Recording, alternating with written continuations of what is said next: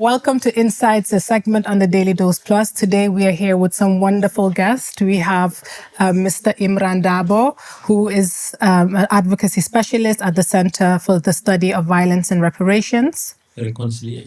Reconciliation, we'll go again. Yes. We have today Mr. Imran Dabo from the Center for the Study of Violence and Reconciliation. He's an advocacy specialist there.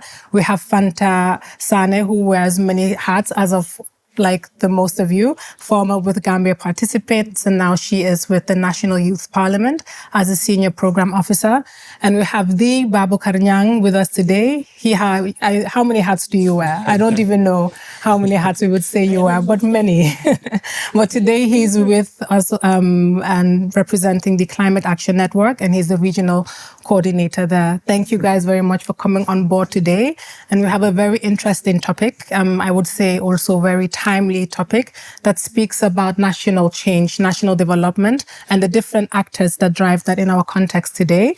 We want to just start this episode by having a conversation that reflects on how change happens, the things that happen behind the scenes of change and across different sectors. You all sit in different tables, you're all in different rooms, and sometimes you're together like you're here today. And we just want to hear your experiences and reflections about what national change means to you. So we will start with ladies first, as we say. Miss Fanta, when you think about creating change, what does it mean to you personally? Thank you, Aisha. So it's like I'm sandwiched in the midst of people who know a lot, but I'll try to do justice, to the questions. So when we say change, it's an evolving process, right? Change is not static. They say the only constant thing in life is change, right? So, when you anticipate change, it's because something is wrong somewhere, right? And you want to remedy it, sort of. So that is when change begins to happen, all right? And you want to change for the better. Like development experts would say, there's good change, but there's bad change, right? Like Chambers would say. But I think everybody wants to go in for good change. And so if you really anticipate change, a lot of things have to happen, right? And change can also happen in various aspects. It could be constitutional change. It could be so many changes, especially in terms of, constitutional change. You want to see, okay, let's say that there's a legislation that you feel is not serving its purpose anymore, or you feel time is evolving and things are changing and the laws also need to evolve along with it as they go, then you definitely need change. But that also comes with a cost. It comes with a lot of things that you need to put in place, right? So that is where you begin to, look around why you wanted the change.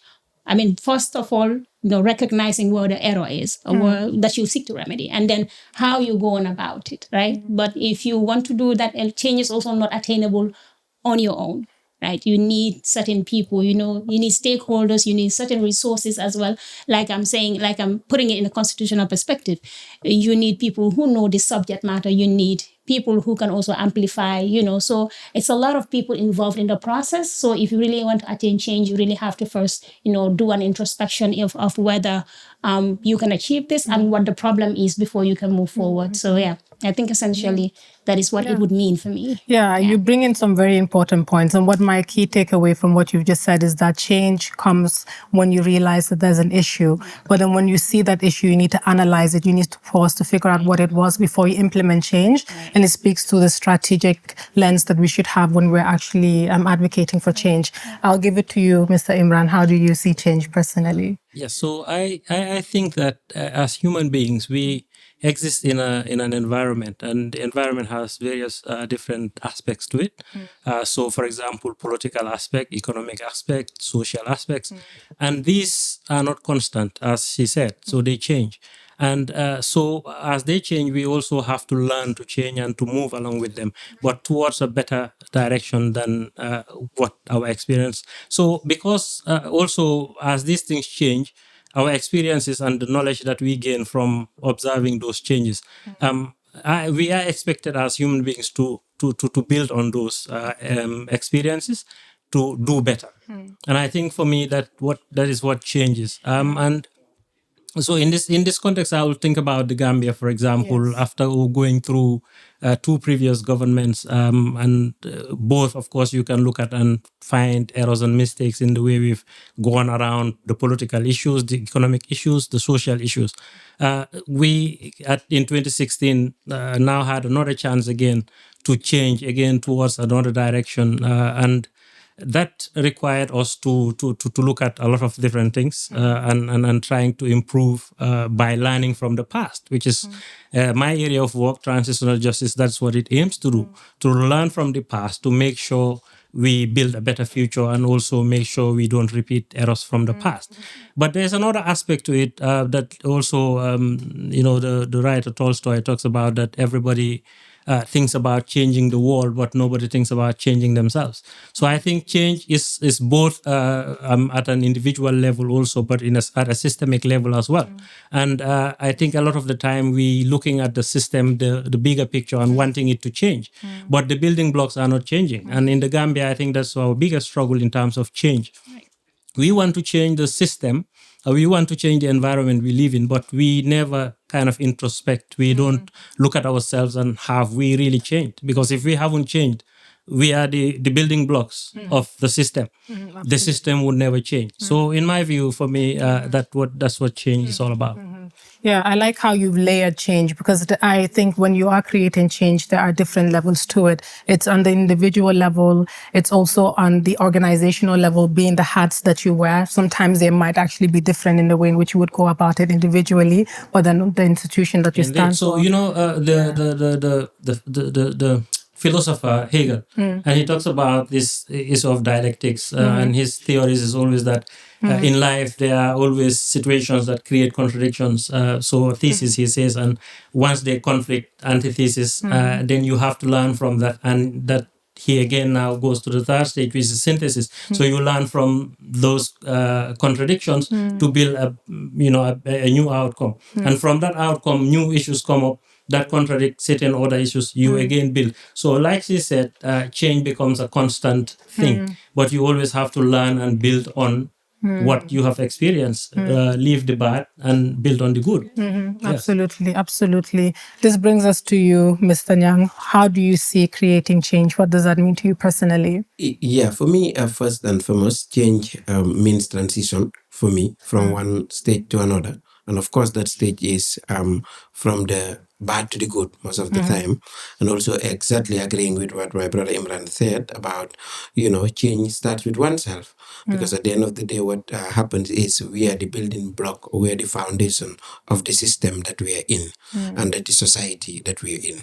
And like using the Gambia as an example, for instance, if in 2016, for instance, we are saying we voted for change, and then the change that we voted was to replace something that was here with something that is new, and we're still seeing, for instance, that thing that we've said we have replaced now, it means there's no transition, there's no change. So generally, change is moving from the bad to the good in most instances. Again, there are processes of change. And then in this process of change, you have changing for good, which is changing for eternity. There's also temporal change, wherein you shift from one level to another. In our a societal view of what change is mostly shifting temporarily, because for us, especially I'll talk in the context of Gambians, we are easily satisfied with what we see as a little or limited thing that we have access to. I'll just give a concrete example. Is, for example, we might see just two bridges. Two bridges that have been built, two roads, and we are satisfied to say, oh, there is change. But in reality, can't we have 5? Can't we have 6? So that process of taking ourselves into saying that this change should not limit us because of our numbers, because of our size, because of the limitation that we have as a society. How could we move to the bigger picture from the bad that has been very bad to what is best? So again, I've seen change generally to be transitioning from what was worst or what was bad to a good thing.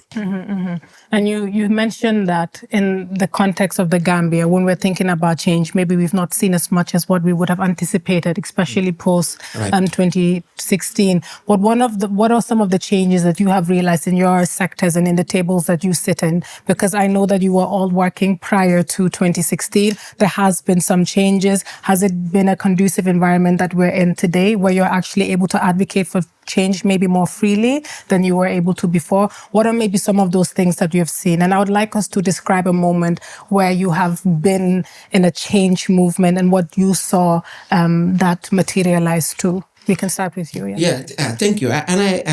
Quite true. Change has happened in this country. We would not have got a daily day plus if there was no change in this country. And as a living witness of it, we used to have a group in this country called Democratic Gambia. It used to support a movement of change that we desired, saying, listen, guys, come on. We don't want to see any politician in this country. We want to look for an independent person who we will come and bring. And we succeeded in it. And as I'm talking to you, that is the biggest movement. People who were in that group exited the group for reason of being arrested, for reason of being, if their names are in the group, they might have problem. Again, fast forward in 2025, we had a movement where people opened WhatsApp group and added people were sending pictures and messages. So change had happened. So, but now a country like Gambia, how will you keep up a momentum like that? And that is a fundamental challenge we have as a country. And that is even us in the social movement. We can start something and start it nicely, friendly as a tool of change. But how will we maintain that? For the first time when we started, for example, the Occupy Westfield, we went and met with the Inspector General of Police. It was a momentum in this country. People against it, others supported it as a reason of their own. But however, did we maintain that in every aspect of things? So after that, there was Dafadoy. After that, there was 3 years Jotna. So we keep on shifting, but we're not maintaining momentum of change in this country.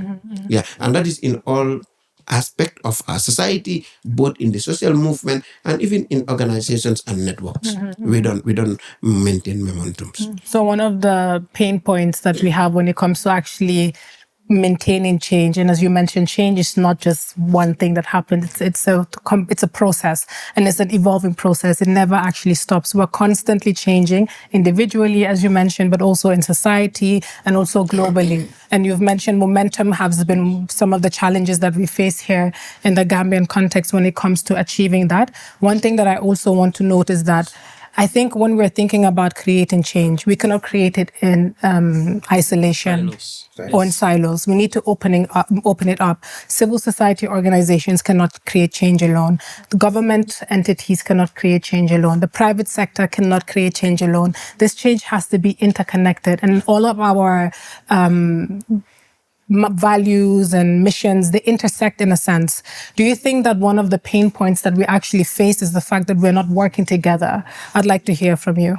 Yeah, I'd agree that with Babukar that sustaining the momentum is a problem. And I think that is largely because things keep happening in this country, and one thing is eclipsed by another, and another thing happens and eclipses the other. So it's very hard to keep up or keep abreast with what's really going on at some point, right? But like I said previously when I started the discussion, I said you need stakeholders, because sometimes realizing change on your own, it may be very difficult. The example is with the anti-corruption bill. I mean, we wrote to the Office of the Inspector General of Police 2 times to have a peaceful march past at the National Assembly, but all those instances, we got rejected. But at the end of the day, we kept up, going. We kept going simply because sometimes when you're lobbying, it has to be strategy as well, right? And you need to know who are your naysayers and your gatekeepers at some point. So in identifying those people, you need to know how to work with them. Your messaging also has to be different, because how you're dealing with a civil society is different with how you approach government. So the approaches have to differ, because for example, if you're dealing with government, you're going to have to make sure they see themselves in the process. But if you're more like antagonistic, or you maybe take an adversarial position, it becomes very difficult, right? So that is why I said you need to be like a puzzle, like the entire piece of a puzzle, right? So that is why I said it's important you have other stakeholders on board. Like I just cited the one with anti-corruption bill. We did not only stop at, getting the AG and the IGP to give us a permit, we also, lobbied with the National Assembly, because we know at the end of the day, the entire bill will have to go back to Parliament, and you need to secure buy-in from Parliament. So there's we found a way of engaging those people and getting them to agree. And we went as far as even organizing, a sort of an internal review exercise just for them with the Ministry of Justice, so they clear some of the doubts that they have and some of the misconceptions regarding, asset recovery, because those were some of the provisions that parliamentarians didn't sit well with parliamentarians. But having that confrontation or that platform really, yielded benefit, because it got them to understand, okay, this is the spirit of the drafters as at the time they were drafting this legislation. So you see, it became easier for us to have an anti-corruption bill, even after 5-6 years of advocacy. So sometimes it needs concerted efforts. And like you just said, you cannot be doing, you cannot realize change when you're working in silos. Yes, it becomes really difficult. Yeah, absolutely. Yeah. And I think it's a great case study to see how all of the different actors are important. I think even if you are looking at the activists and those who are the social change makers and those who are working in civil society and those that are in the government or in the parliament, they all have a specific role in which they play for us to achieve our common goal. You must lobby, as you mentioned. You must be strategic in your change movements. And then you also must be very clear about your messaging and know how to connect with the correct people. Maybe sometimes it's about finding somebody like Mr. Imran. Imran, we have this issue. You are good at advocating. Can you please go to these stakeholders on behalf of us to get their buying, and then later on connecting the dots. And I think sometimes, I'm not sure, I'd like to hear from you. Would you say that these are some of the issues that we have in our context? Yeah, and like I said, we were joking earlier about me talking about this spectrum of advocacy all the time. But I think a lot of the time also, one thing that we don't really do is take stock of the situation. Usually, when we do work, for example, in an organization, the donors would ask us to use evidence-based approaches and all of that. But we have kind of taken a lot of we've taken this approach to a shallow understanding of things, and I think that is one of the challenges that we have. When we engage in a space, we tend to not really orient ourselves to our situation, because if you do, then you realize that whatever we're going to do for change, like everybody else said here, it's interconnected. And you realize that if you play your part and the other person doesn't, then the change that you're seeking still doesn't happen. And so we need to be able to build synergies. Now, one of the things about orienting ourselves to our circumstances, and I'm speaking here specifically about the Gambia, is that we came from a situation that, for example, we should have realized not only human rights violations happen, but the consequences of those human rights violations is that it polarized the society. And we started, now we all labeled into these certain categories of people and labels and, structures that we just accept. And even before we start trying to impact this kind of change that we want, we are already looking at each other with preconceived notions. And that limits the way we can synergize our efforts and our actions. And I think that is a hindrance. And so we need to recognize, like she said also, that when you engage in government, of course, you cannot take an antagonistic role all the time. Sometimes it's necessary to be antagonistic to the state. So that is where the spectrum comes in again. There are certain actors who should be antagonistic to the state, to challenge it, to keep it on its toes. But there should be others who should be able to negotiate with the state. There should be others who should be able to build the capacity of the state.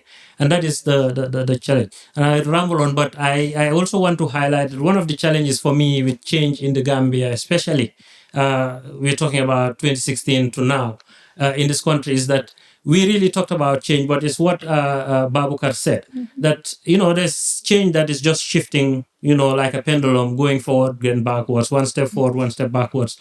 And that is because you are not looking at it from a systemic approach as well. So I looked at the police bill that is presently, I guess, about to be presented to Parliament.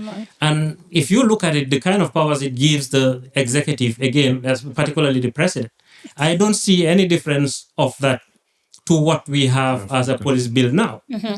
If you're looking at this outdated Public Order Act, right? It's still pre-colonial in its structure, in its architecture. So no matter how many amendments you make, the substance of the act is still going to remain the same. So the system hasn't changed. We change little tweaks and here and there, but the system and its approach, what it was designed to do, still continues. So I think that's a challenge. Yeah, no, absolutely. And systems change, I think, is very important. And when we think about systems change, it's thinking about the structures, it's thinking about the rules, the power dynamics that are in place. And it's looking at not just looking at the symptoms, but looking at the root causes of issues. And once, like you said, you identify the root causes of an issue, you're able to come with a solution that will solve it from the foundation up, where you don't get to a point and you're stuck again. And that's why I think sometimes we may lose momentum, because we're not dealing with things from a long term and an impact solution. It's more of, we have this issue now, we need to be reactive, we need to solve it. But then once we solve it, we think it's done. But it was just a symptom of the foundational problem that we had. So that's why it comes up in 2 years or in 3 years or in 10 years.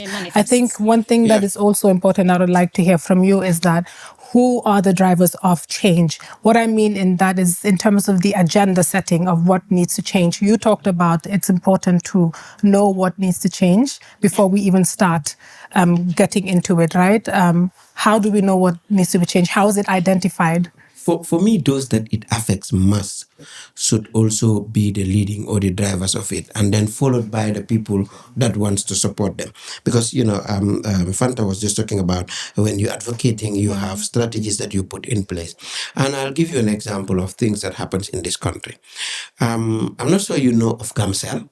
As a, not advertising for anyone, but just to tell you, on change that you're talking about and how we have Gamcel in this country, we have Gamtel in this country, we had internet in this country, we have AfriCell in this country, we have QCell in this country. So what is making, for instance, Gamcel or Gamtel as an entity not being able to change to where QCell and AfriCell is? So who are the drivers? Because, it's just comfortable people who work, have their salaries at the end of the month, and that's it. So they don't care. When you have KPIs for the other networks who are there to make profit, ensure that they give service delivery, they bring to the people. In fact, sorry to say, but you can't even see a very nice, beautiful logo or design of Gamcel and Gamcel outside. Why? Because those who should drive the change do not care about the change in terms of system, because what they want is their salaries. They will have it at the end of the month. While the other people want salaries, but more things again. So if Gamcel and Gamtel can be in this country and died as no one's business, and the other networks are growing up and then making profit and then expanding, then there's a problem. The problem is those who are supposed to drive the change in that organization in its systematic way are not doing it because of one or other reason. Coming back to the change and who should drive it, and I'll give example of the Gen Zs in Kenya. It was not Gen Z fighting for anything other than wanting a finance bill that was fair. What does the finance bill brought in? 1, it was rejected. 2, it has made the president dissolve a cabinet. It has made the president resolve the cabinet. It has made the president had a town hall meeting with the Gen Zs and brought up plans. And consequently, even the next finance bill did not also go. So you see that thing, it tweaked from one step to another step, passing through many layers. But again, the issue was finance bill. But in the finance bill, how many things has it addressed? It has addressed government inefficiency. It has addressed wastage, because the president also has even paused some of the appointment of other presidential advisors and nominees. So that to tell you that the change that we were yearning for, the actors who were in that change were the people who it most matters, and then they're the one who suffered through it. So, but to ask you a question or follow up from that, Babukar. So you mentioned a state-owned enterprise that we have in the Gambia. You mentioned the fact that it's not necessarily giving dividends as it should be, and it's not effective as it should be. Who are the ones who are supposed to be the watchdogs for that? Who are the ones that are supposed to monitor that? Who are the ones that are supposed to create the change to change that situation or to alter that situation, right? And I would say that civil society plays a huge role in that. They're the watchdogs. This is a state-owned enterprise. This is a public-owned enterprise, right? In a sense. So I think it's important, yes, that we identify that there's an issue. But when we're now taking it into the context of what we're talking about today and how do we drive change, what would be the role of civil society or the public? public. You in see, and driving I keep change. on saying it, and I'm part of the civil society in this country, but also we are also one of the problems because one, our efforts are not coordinated, and then we don't fight the things using a longevity method to see that we are fighting for the long-term vision of the thing. For example, like you're saying, of course, civil society is number one when it comes to government's performance because they are the watchdog. Now, if civil society is not coordinated, for instance, in this country, if you talk about organization working for anti-corruption, your all head goes to MAR. But you see, and GP, but you see, MAR and GP alone cannot do that.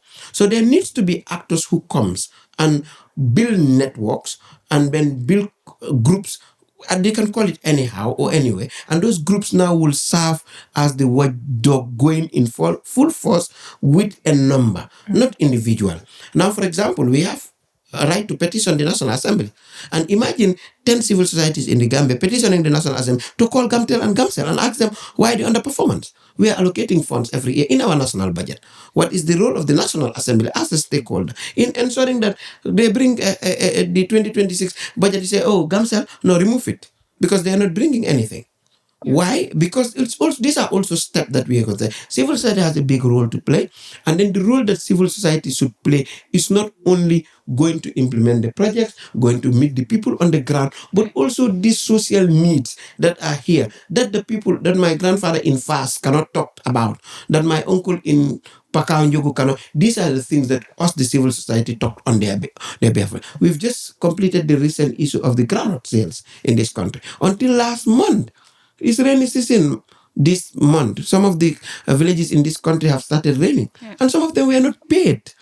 Which civil society in this country have you had talking about that? And so you see now we lose too much focus on what we are implementing in supporting and complementing government efforts, but again, what society needs us to do in ensuring we stand for them. So you see what I was talking about, lack of looking at our context and why we exist. You see, one of the problems is that we, again, take very narrow understandings and definitions.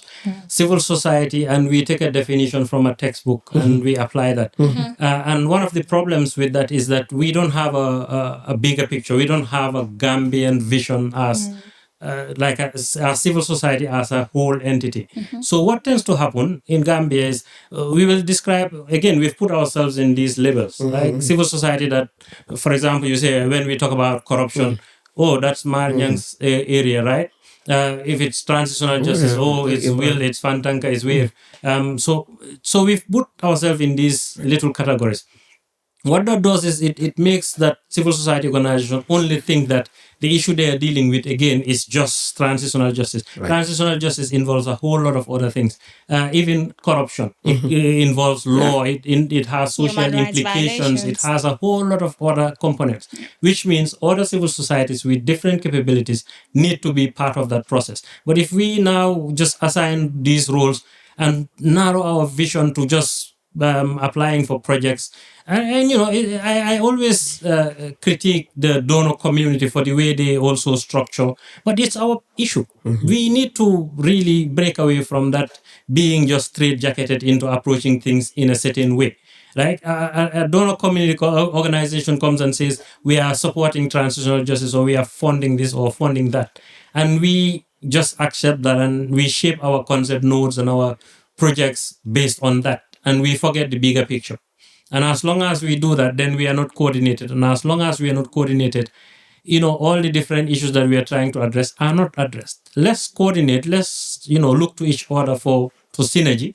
And we can address and tackle one issue at a time, whether it's political, whether it's social, whether anything else. So that's, for me, my view of this. Yeah. I think it's a very important point. And it brings, just going back to that thing of who is the one that is setting the agenda, who sets the agenda. When there is an issue, you mentioned the sector that you're in, which is TJ, you're in climate, you work with the National Youth Parliament, but also have worked with Gambia Participate, and I know you wear many other hats too.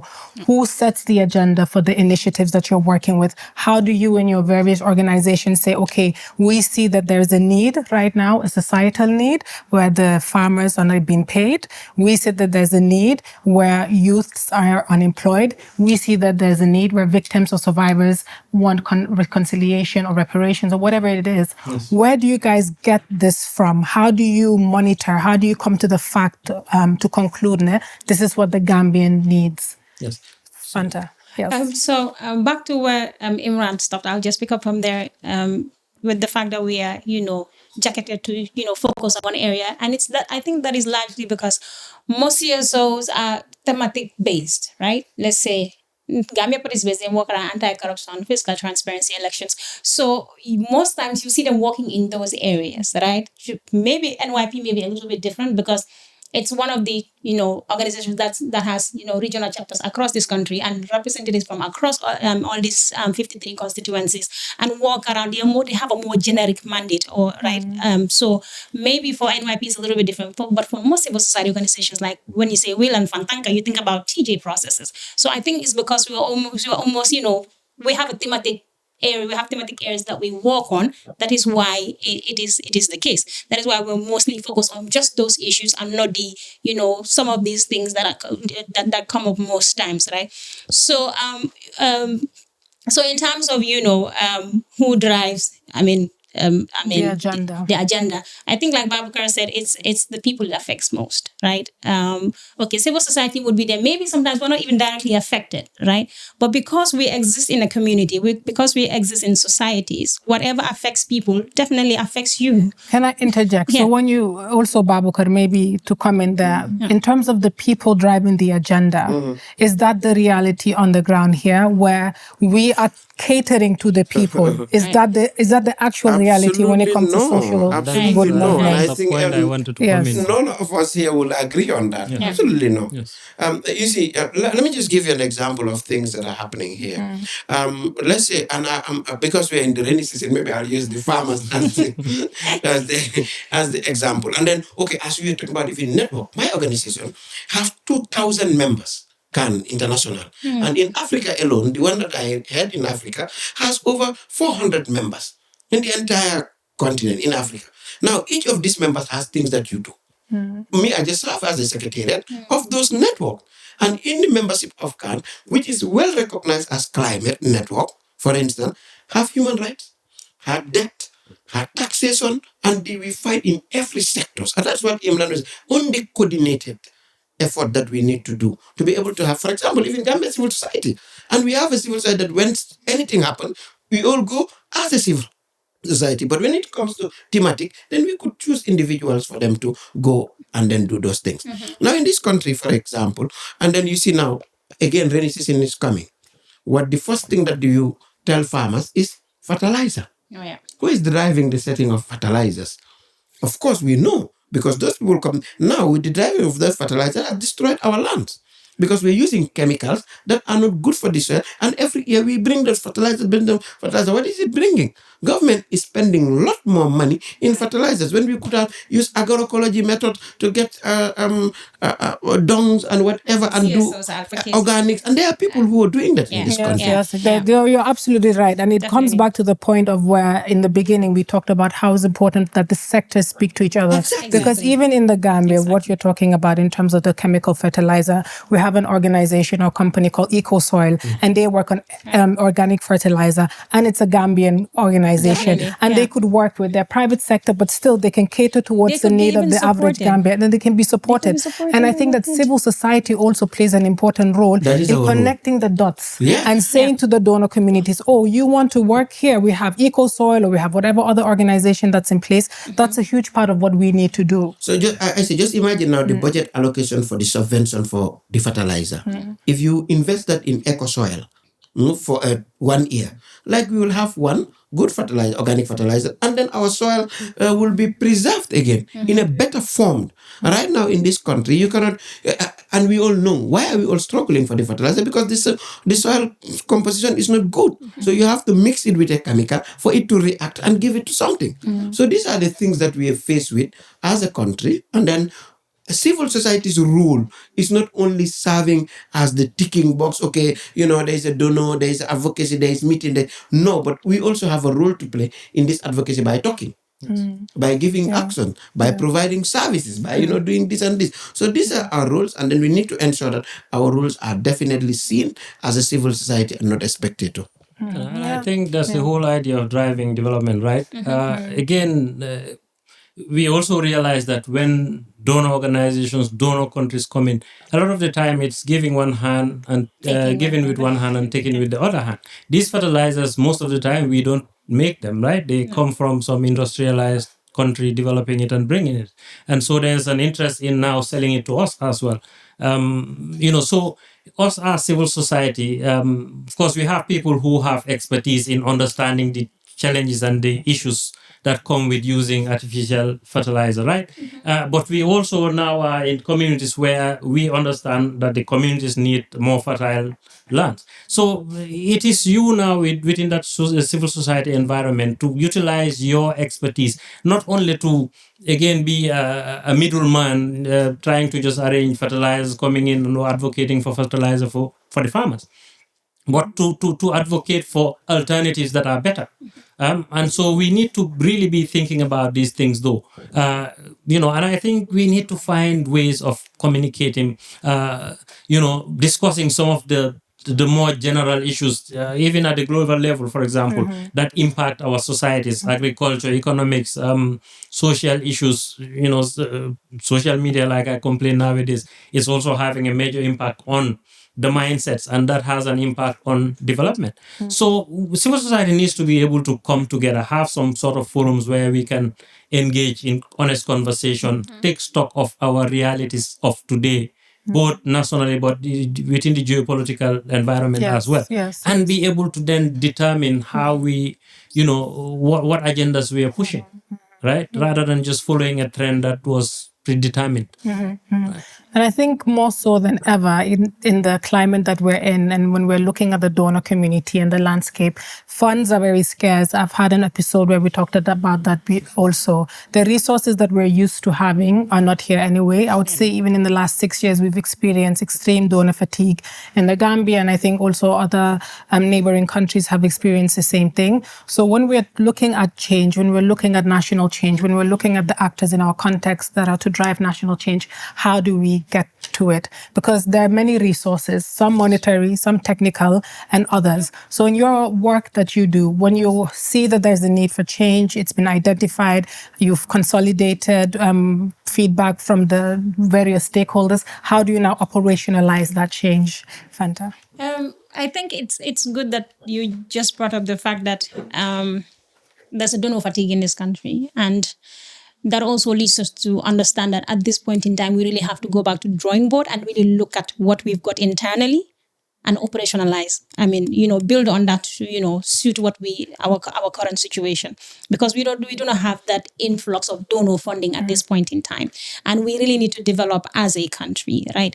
So I think also it's not like the Gambia doesn't have resources. We actually do have resources, but then are we really, utilizing these things to benefit us at this point in time? I think that is where the bigger question is, because we cannot continue to depend on donor funding. We cannot continue to depend on, diplomatic, goodwill to be bringing funds in here. You see the withdrawal of, US agencies in this country. So that really has left a huge gap economically, so that we need to fill in.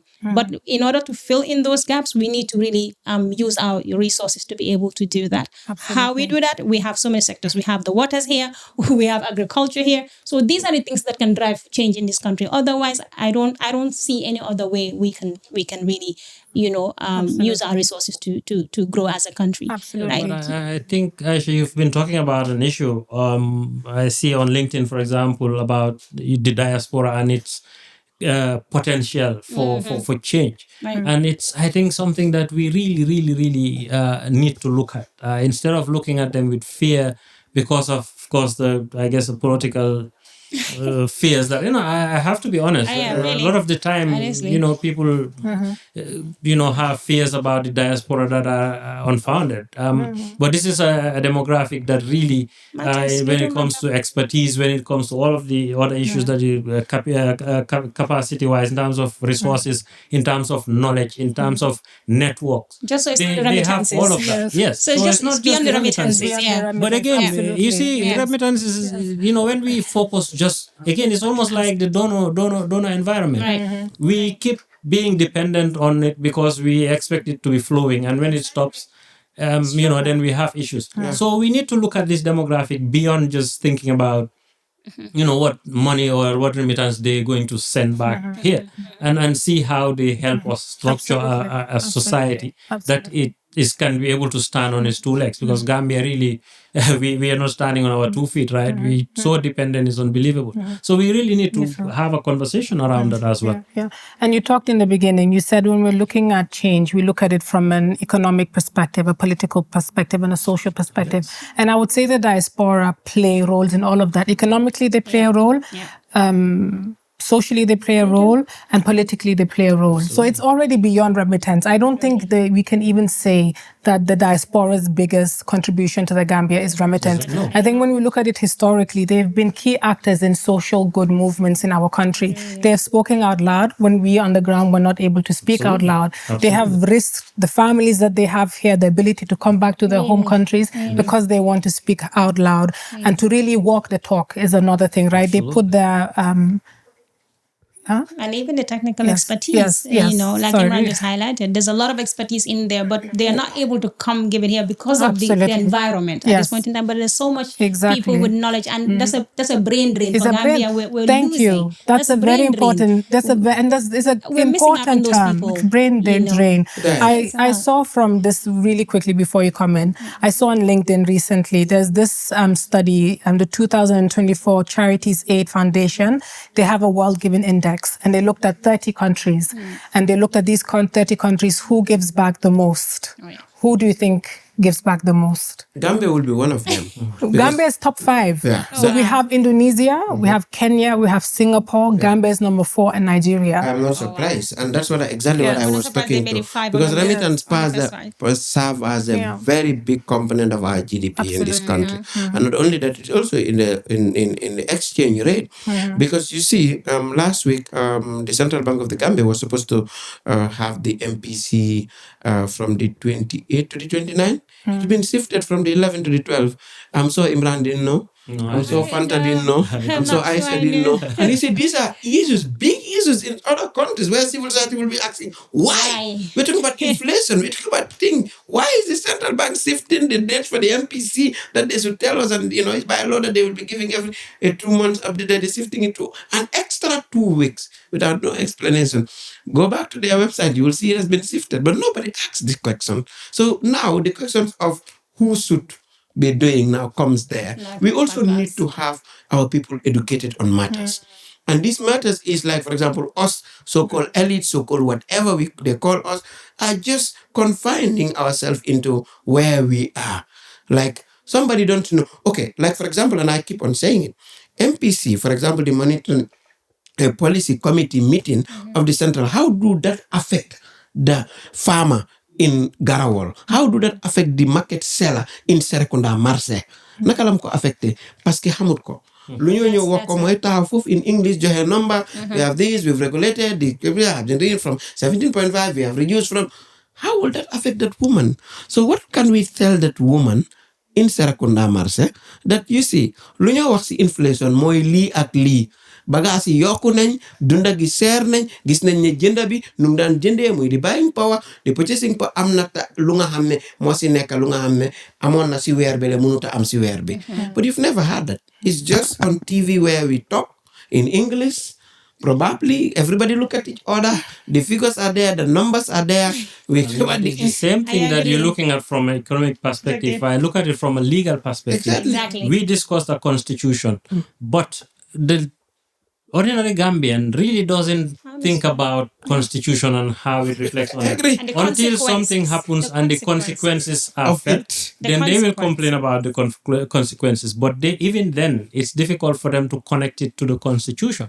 And that we need to break. We really need to break this cycle of even this gap of. Narrowing. But again, and I keep when I talk about legal issues, sovereignty, and I think that's the biggest scam in our constitution, right? Talking about sovereignty resides in the people, and all the powers that the state has When it is actually derived from doesn't. them and is exercised on their behalf. We're kidding ourselves if we say that, right? And it's the elites that are saying that, but the people don't understand that. Because when somebody goes, minister or president goes to the rural areas, what the people will come and say is, "Nyung la nyando," we are begging, Exactly. we are asking you, pleading for water. They don't demand it.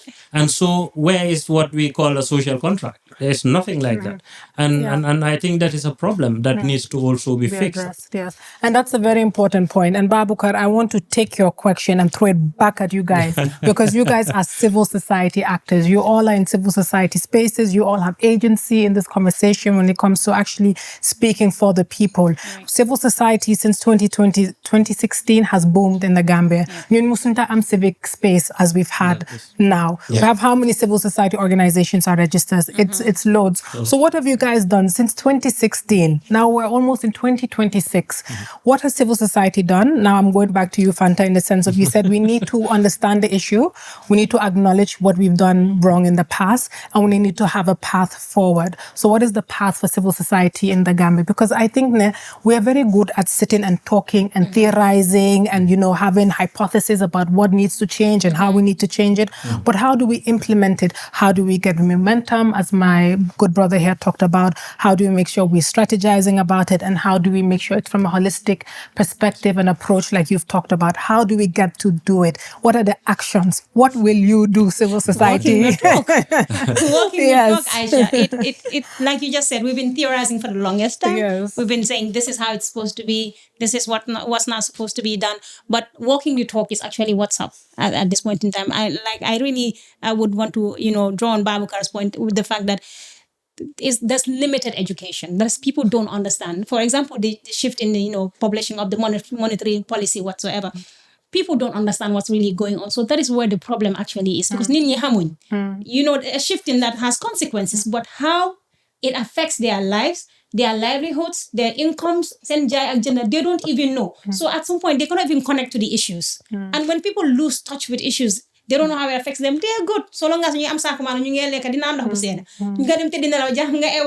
they feel everything is okay. It's really beyond that, right? But because they don't get the connection, they are not bothered at all. So at the end of the day, I think the issue is walking the talk, right? Civil society has done a lot, but like Babukar said, we need to synergize our efforts. We need to synchronize, because with the issue he just raised, maybe civil societies like ours don't know, and Imran here just said he didn't know, but there's other civil societies that are more focused on fiscal and monetary issues, fiscal transparency per se. Maybe these are issues they could have flagged, but only if we had like a consortium sort of. These issues would be there, and then everybody can take ownership of it to see what you can do. A tango? Tango, yes. Tango CSO has They have working groups, huh? we have working groups, really, on transparency and accountability. But let's say if someone flagged these issues, because at the end of the day, you cannot be on top of all issues at the same time too. It's practically impossible, right? You may lose touch with some of them. But once somebody flags it, it's because that is why we're in different networks, right? So that when issues pop up, we make sure the entire your network is people around you are aware, and then we can pick it up from there. Absolutely. But what he actually did flag is really a sensitive issue. It's really serious, because central banks cannot be doing anyhow, and we don't even know what's going on. At the end of the day, I usually would make this joke with my colleagues to say, you see, when it comes to figures, sometimes people like me are easily confused. I'm like, when even Minister of Finance, they come to Parliament, they say, the macroeconomic framework, and Parliament is confused, and they're like, no. I'm like, yes, I'm serious, because you say macroeconomic policy, some people don't even know what it means. Even some parliamentarians don't know. We have to be honest to ourselves. So it is easy for you to come to Parliament and sway them with the figures and, beautifully written speech or budget speech, and then you go back to your office under your core AC, and then, that's the end of it. So it's really issues of, coordinating Coordinating, and yes. acting at the right time Yes. and doing the Proactively. Yes. I also think one of the key things is also, we had a good brother of ours, Said Mati, who was here, and he was talking about the fact that civil society are not actually supposed to be the only actors that do Very it. true. And I think we put a lot of pressure on civil society because they're the ones that are very reactive or proactive, and they're constantly working on social good movements. But I think what is key from what we've talked about is stakeholder engagement. You cannot work in silos. As civil society, if you want to make change, you have to work with the parliamentarians, you have to work with the government, depending on what it is. There are stakeholders outside of your sector that you need to collaborate with and partner with. And I think that's where we have it missing. I think there's a lot of, in our environment, unnecessary mistrust between different sectors. But when you actually sit back and you look at it, we all know a parliamentarian that has goodwill and has good interest and wants to see change. We all know ministers who have good intention, who have goodwill and who want to see change. We all know people in the government who also have these positions. So I think it's really about consolidating where you agree, and that's what you leverage from the most, and where you disagree, you mitigate and find a way. So I was at one of these 2 years ago, an independence event, that celebratory event that I attended. It was all these very senior and very intellectual people around, Professor Sen, James Bahum, Usain Ungom, and some brilliant ideas came up. But one of the things that that was agreed there was that, okay, it's one thing to look at your National Assembly and say, okay, they don't understand these issues or they don't understand this and this and that.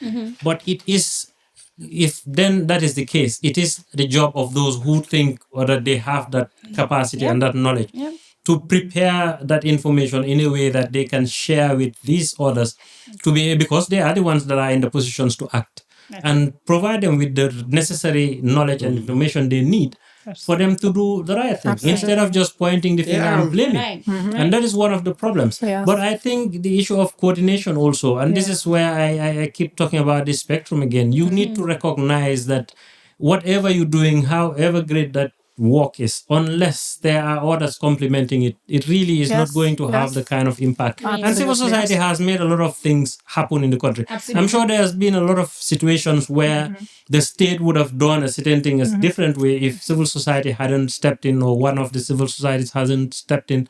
But it still was uncoordinated, because they can stop there, but then they'll still be thinking of finding another route to bring back whatever they try to do. So that is a challenge. And one of the lessons we learned from this recent saga, sorry, I keep calling them MAGA and Saga and all of these names. The gala. the gala. Just think about protest, the gala dinner. right? What I think for me made me excited about that is the fact that it sparked something spontaneous that I had not seen before. Like different actors within the civil society space, even within some state institutions, coming out and voicing out certain things that I didn't see. Politicians came out, civil society came out in defense of these people, lawyers came out. But even the fact that Mustafa Dabo used to publish these issues and nobody paid attention, but this time somebody picked it up and protested about it. And that resulted into something. I think we need to learn from these things. But even 2016, we should have learned from all of that coming together and removing a dictator of over 22 years. But we don't really, again, take stock of the situation and learn the lessons that we should learn. And it's high time, I think, we do that if we want to really move forward. Yeah, just to also answer on what civil society have done. There was a time in this country that an NGO was supposed to be closed. There was the government said the NGO, that was exactly during Jammeh's time, not his time, an NGO was supposed to be, the civil society stood and said, no, we're not going to allow this NGO to be closed. And you know what that NGO was doing? Was educating people on their rights, on their human rights, on their fundamental in communities. So you see how the state is even scared when there is a coordination between the civil society. There was a time that a commissioner was appointed here, an independent electoral commission. The civil society said no. The decision was rescinded, and then that person never got appointed. So you see, what we can do as a civil society in bringing change is the coordination. Like Gambians don't like coalitions. Like, let's use example. Even in Senegal, here, coalition Benno this, coalition Tahoe list, coalition. You see, that's telling you how they are united in fighting for a cause. In Kenya, the coalition this, the coalition that, the coalition this, the coalition that, societal this, association of this. Even SACCOs who are there representing individual groups comes together and form an association of SACCOs. Farmers, association of farmers. Welders, association of welders. So when are we going to take up the responsibility of not was working in silos, but again, united front to confront the issues that we are faced with? Talking about the issue of government, exactly. Like in every society, there are people that are good, there are people that are bad. There are people in government who are very good and very reasonable. Like some of these times, I just wish you go to some of these departments and agencies and meet people who are there, me who works with them. You see people highly intelligent, and there you start even to question what is the difference between policy and politics. There's only a thin line because there's somebody who is the smart, intelligent like Imran, but he cannot go out to say anything because there's something that is exactly keeping him away from saying that thing. Right. But he is very good. There are National Assembly members that I give data for them to use in the National Assembly on issues related to finance or everything. So, these are things that are people that are there who are very influential that we engage with. So for us, again, we need to do the engagement, the coordination, and ensuring that we coordinate our efforts. But shouldn't we also, I think, look at it this way? I'm going to be honest, I always say things that may sound to others like divisive or rude or whatever it is that people call me. But, okay. We have a central government at the moment that, for all intents and purposes, seems to be antagonistic to local government system. Very true. And the local government systems almost also seem to be in that kind of a situation with the central government. Right. How do we move as one country, one direction, when we kind of have these kind of relationships? Civil society also with government is almost the same. We are seeing each other as antagonistic kind of entities. How do we shape ourselves or direct ourselves to the fact that it's Gambia that we are on about and building Gambia, and that all of us have a stake in that, right? That seems to be absent. I think one thing that's very important, and I would like to also hear from the two of you on that, is that what is civil society's role in that, in terms of when we're looking at the local governments and when we're looking at the the central government, we're looking at local and central government and being the bridge, connecting, having roundtables, consolidating stakeholders, being mediators. So yeah, I think mediators. Yes, and the I think English that's is a gone. very good thing. What is it? Because I think it's very interesting It for what he is, says. and It's like everybody, absolutely every important. group My is mouth is having the itching to same say issue. about that thing. Imran has just You can just pass it on. no, honestly, the reason for that is, you see, we have countries who are completely devolved. They have devolved local government authorities. Yes. Like even, in Senegal, you can even say the administration is responsible for other things. But countries like Kenya, they have a county governor and a county assembly and a county everything with majority leader and minority leader. I said, do you know there is a local government authority in this country that has not been paid its 40% for the last few months? Yes. So you see, that's the question where Imran is talking about this coordination. How could we coordinate? Even though we are not devolved as other countries, they are still waiting for their money to be able to do their things. Some of them, where they were supposed to get revenue, has been removed from them. Some of these billboards and advertisements and also some of the hotels were under the purview of some of these local government authorities. Now the central government has picked it from them. Now, how could we mediate? It's simple. We have a law. And then that is why I agree always with Imran when he talks about the law and how it affects people, but they don't know until a problem or an issue arises. It is just now that we are building commissions because there is an issue that arises. And that is now where everybody is looking or running after the law to say, okay, this and this and this, the law. The law was there to ask the central government to provide services through the people to the local governments. Are they doing that? I have seen an instance where a local government authority wants to build roads. So, but again, in our laws, the local government cannot borrow money without the approval of the central government. So you see, there are these challenges. Us as civil society, our role is not only waiting also until problem happens. Some of us are knowledgeable about this thing, and it's our responsibility to go and see, like you said, mediate and talk to them on how we could, because the beneficiary today is the person who is paying his or her rates in these villages and in these towns. A person who is not having water in Kerewan, Sambasire, or any other community as a result of not having the government commitment to pay the local government dues is making the person suffer, not the council, not the communities. So for me, I think what is fundamental, and I will repeat it, we need to coordinate our efforts and we need to point it where it is. Yeah. So just to pick up from where he stopped, like he said, his mouth was itching, but I think mine was as well. Your on the body's side. itching. Yeah, my body was shaking because at the end of the day, and I think everything boils down to the foundation, Imran, right? Because we have a local government legislation and it's been reviewed at this point in time, if I'm not wrong. But then again, I think when I had this engagement with Uncle Jundu, he said, you are not born as at a time. But I can tell you, the Local Government Act is one of those regulations that has had the most amendments than any other legislation in this country. Very true. That is true. Because at the end of the day, I mean, that legislation is not sufficient, right? And like Babukar said, we need a total devolution because that would allow the local government to function as it's supposed to function. Because in the books you have autonomy, the word autonomy there, but they are not really autonomous in actual sense, right? Because imagine you have to borrow money and you have to consult the Ministry of Local Government and Ministry of Lands or whatever. It is like it derails development for them. And at the end of the day, I've been to this engagement with I think Mansakongo Area Council.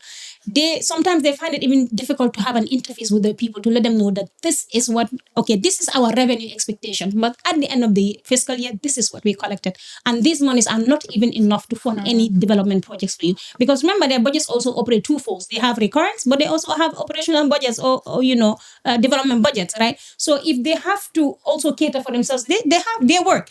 They deserve salaries at the end of the month. So if they take the revenues that they collect and pay themselves salaries, they have a right to pay themselves salaries because they are civil servants like any other person. But then again, they also owe it to the people to also, bring in development. But now if the funds are not enough, how do you expect local government to survive? So we need to have dialogues about this because it all comes back to what Babukar said at the beginning. But change can be shifting back and forth, or it can be progressive change that you break the chains that are limiting you to where you are to actually move to a transformative level. Yeah. Now we're talking about local government, but I think one of the biggest problems that we have as a country, and Mari Jobate keeps talking about, is that we have never come to reckoning with our historical background. And I think the fact that colonialism in the Gambia was based on this division of colony and protectorate.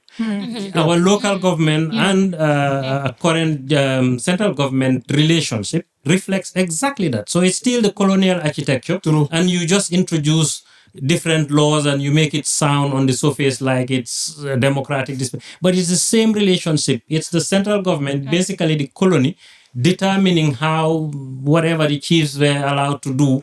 But you're free to the extent that I determine as the master how free you should be.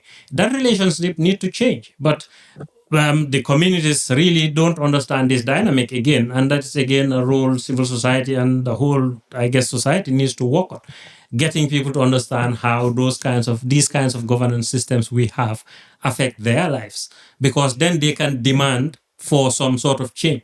But now what happens is it doesn't happen. They blame the mayor, or they blame the governor, or they blame whoever is closest to them. It's like what happens with us as civil society actors in transitional justice. We go to talk to the victims. They get angry at us. You people come here and keep telling us lies. But we are not responsible for implementing, right? It's the state, but the state doesn't come to them. Most of the time, it's the civil society that comes. So we get the brunt of the anger.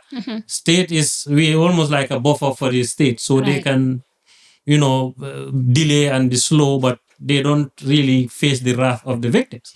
And so that is the same situation again we have in this. And I think we need to have a national dialogue. When I heard about the national dialogue last year, I was excited. I thought this was going to be, but all I saw was the elites of the system come and give speeches, and that was it. I would have picked a normal person or a lay person from any of the regions and brought them and they would tell me more about what needs to change than somebody who's being sponsored by those same people to drive nice cars, live in offices that are air conditioned, don't understand what the plight of the people are. So if we need to have a national dialogue that is honest. So Imran, I think you just said civil society does bear the brunt of it, but at the end of the day, I think it's civil society's responsibility, because no matter how minute, all of us come from local government areas in this country. And the biggest problem government has with local government is the fact that even the Association of Local Government Authorities has a problem with the ministry. They've written to the Ministry of Local Government 3 times to schedule meetings. All of them prove futile. So if the association under which they are organized under is not able to hold a meeting with the government, how do you expect progress to happen? It cannot. It's not possible. So that is why we are also not giving up. It's a problem that civil society really needs to take up. Yeah, we're not giving up, Fanta. Yeah. And one of the things that we need to is being strategic now in this process. It's okay, crazy. because you see now, if we follow them on those emotions, us as civil society will also be on the same trap with them. So what we're going to do is to be strategic. Okay, now they don't want to meet. We know where to meet them. Yeah. There are places that all of them can intersect. And most of the time, we also invite them to our programs and they come. We don't mind having Galga too. Yeah. We don't mind having Galga and probably schedule a meeting and, let's just mediate. And, and then I think it's Yes, something yes. that No, we could compromise and find a common ground. Compromise. And it brings us to the final question that we have today as we are wrapping up, and strategy is key in it. So when we're thinking about change on the national level, how do we become more strategic, especially when it comes to building alliances with the various actors that are important in our social change movements, engaging with those stakeholders, and also navigating systems that may resist our change, and that may be systems within our own sectors, and civil society could be, and wherever else. Fanta. So yes, I think the only way would be, if we really have to synergize with people on the other end, government, civil society, we really need to, bring them into to our own space, right? Let's call them out to our own space to understand, okay, this is civil society's reasoning and this is why we're reasoning in this manner. So you also want to understand why government is also thinking along that line. You don't just want to, have them join you. No, you understand, and then you find a common ground. Like I just said, you have to mitigate, you compromise to find a common ground, because it's just like when you're doing constitutional building, you must have to be willing to compromise and, let go of certain things elsewhere and accept others, because, that is how constitutional building is done. So just to broaden it a little bit bigger, if you really want other stakeholders on board, you really have to be strategic in how in your approach, but also, making them see the good in what you're doing. And, sometimes you find, like Babaka said, sometimes you find really reasonable people, very rational people that you can really connect with to get what you really want. So it's all about strategy and being able to lobby, really. Yeah. Mr. Imran. Yes, so for me, I think for civil society especially, one thing I would like to see as a starting point is really to have a civil society forum, kind of a dialogue where we will look at the issues that we are facing, the challenges that we are facing, and come to honest conversations in terms of how do we overcome these dividing factors and be able to function as one. That is one thing. The other one is that I think a lot of the time we say Tango is the umbrella body, but very few, if you look at the number of civil society organizations and NGOs in the country, very few of them, I think, are really in any kind of a relationship or dialogue with Tango, much less be a member of it. So we need to come to an agreement on how do we fix that issue, because we need that coordinating body and that we need to fix that. We also then need to understand the different dynamics. Perhaps there are organizations that do research. CRPD is one. I do a lot of research. So we need to have within civil society, people who would map civil society landscape that is in the Gambia and kind of come up with something that can explain to all of the civil society organizations where the synergies lie, which actors are possibly, partners in the different areas of the work that we do. Then my other thing is that we need to really also have an honest conversation about how we bring the people along. We are kind of middlemen in this whole thing between the state and the people. And in Africa, one of the biggest, again, fallacies is this whole thing of sovereignty of the people. It does not exist. And we in the Gambia, if we're going to make any change, we have to bring the people along. And that voice would be what then informs the state and the government. And finally, is that we need to have honest conversations with the state that is not taking this antagonistic approach all the time. It may be necessary in some cases, but the starting point is not that. So the starting point is that we need to look at all of the government institutions, see how we can have serious conversations with them and highlight these issues. Because, you see, I always say this, that when Jawara said in 1992, around 92, that he was going to step down, I doubt whether we would have had a coup in 94 if Jawara had stepped down in 1992. Never. If you don't do an organic, transformation and change the things that you should change, change will come one way or another. And they say that nature doesn't undergo a sudden change without some kind of friction, some kind of, and we need to look at the changing landscape. That is the state. This is my advice to the state,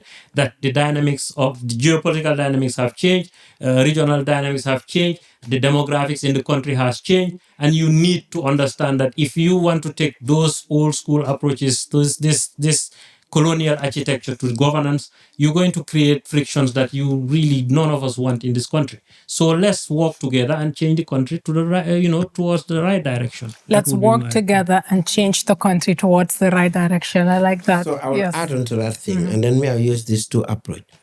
Public participation and public consultations are key in everything that we do among people. And I think Gambia is this only country that they will design law for us, throw us the law, or design an initiative or activity or even project proposal and throw it to us and say it's here for you. Only country here. In some other countries, even for decision to be taken, they will do what they call public consultation. And in the public consultation, they'll ask the public to come and participate in that initiative that the government, the municipality, the area council want to take. Here, for example, even the change of venue, like for example, change of policy, even in our state institution. For instance, the ferry service, they change. Did they consult people to ask what time will favor you in terms of traveling or what? Those are things that are important, because these are your stakeholders and these are your beneficiaries. They need to know and understand these things. And in as much as we are doing so many things, both civil society and government, if we are not coming back to the people and ask them what they want, comme nuko olof di waxe, because at the end of the day ñuñ ko defal ñuñ ko bëggé nekkuñ diko défé nonu. By the way, but Imran and Fanta will agree with me. Some of these project proposals, even donor driven one, with their indicators on how they will want them to be achieved. If they dump it to us, we will even know it's really unreasonable and unattainable. But what will we do? Because we want to tick the box, we'll just go ahead and do that. So now, how are we talking to the people who matters most? Right. And these are the people that are our stakeholders. So for me, as civil society, as government, for us to effect change in the other side of society, for the benefit of the communities, the people, we need to involve them in decision making. Absolutely. Right. Thank you all for your invaluable insights, and thank you to our audience also for listening. And we'll put all of the links to your social medias in the descriptions so they can follow you guys and look at the amazing work that you're doing. But honestly, it's a great conversation. I think it's a very timely conversation. And when we're talking about national change, we need to consolidate our efforts. We need to know that we have partners everywhere. Absolutely. We have partners everywhere, and we need to leverage those partners to actually create some systematic change. Absolutely. Aya Baraka, thank you. Thank you. Thank you. Our Kenyan brother. I was sleeping.